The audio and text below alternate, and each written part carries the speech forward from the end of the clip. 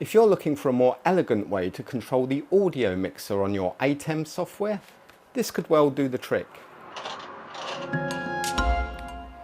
If you're like me and you find the audio mixer software a little fiddly to use on a laptop sometimes, on those jobs where you don't have the budget for a sound engineer with a full mixing desk, this could be something of interest to you. This is the Behringer BCF 2000 B Control. It's not a sound mixer, but a USB MIDI fader controller. It's not new. In fact, it's not even available anymore. Well, new at least. I've had one on my desk for many years. I bought it to control the sound mixing on my video editing software.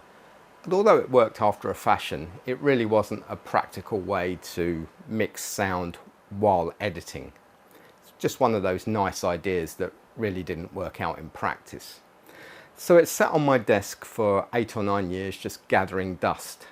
Every so often I would come across a forum post saying how you could use these to control the ATEM software, but never really had any success with that until recently. There are one or two little gotchas you just need to be aware of in order to make this thing work.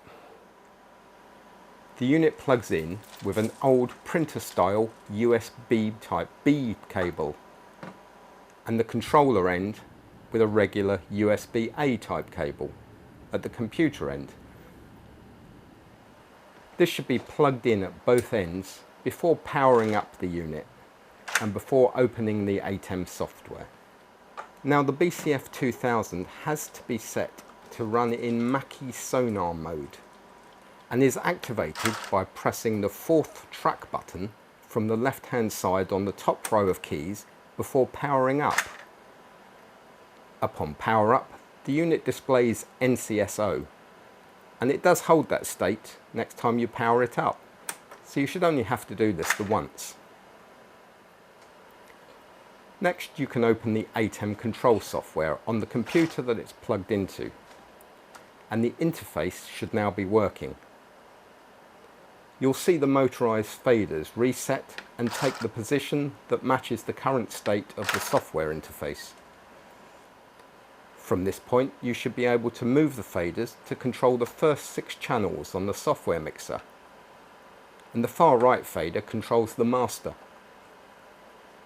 Selecting the preset function on the controller switches you into the second bank, allowing you to control the next channels on the mixer.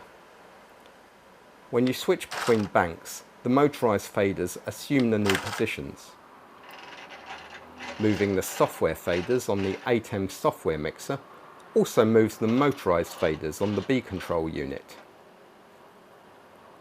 Once you're bored with watching the faders move around, you'll find you can control the track buttons to select the audio on-off function and switch between audio follow video for that channel. On the ATEM Mini, the corresponding switches light up, mirroring the state. Again, changing the setting on the mixer also changes the state on the controller, keeping the two in sync. The encoder knobs control the pan pots directly on the mixer software, in a much easier way than trying to use the mouse, and gives you much more precise control. As mentioned, the B control is an interface with the ATEM control software, so this unit will not only control the full-sized ATEM units, but also the ATEM Mini, making for a much nicer experience.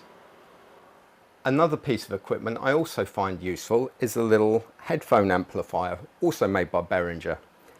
This takes XLR inputs and can be fed from either the ATEM switcher or the HyperDeck recorder, and allows me to monitor the audio that I'm recording and use the B control faders to tweak it accordingly. But you don't have any native monitoring built into the ATEM, so this very low-cost unit does the job very well and allows me to monitor the audio through headphones. I mentioned that these units are no longer available to buy new, but there are plenty of them still around on places like eBay, or if you're like me and you've got one gathering dust on your desk, it's a good way of putting it to some good use. I hope you found this video useful. If so, please consider subscribing and look out for other ATEM and tech content on my channel. Bye for now.